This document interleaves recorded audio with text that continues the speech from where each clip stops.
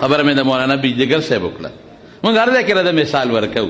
مولانا بیجګر صاحب رحمت الله علیه به فرمایي چې هغه د ابراهیم علیه السلام او د اسماعیل علیه السلام د ګډه غوښې چا وخوړی.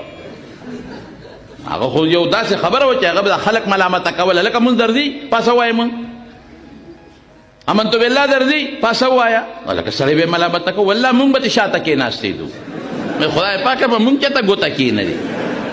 یو بهادر انسان، یو شخصیت.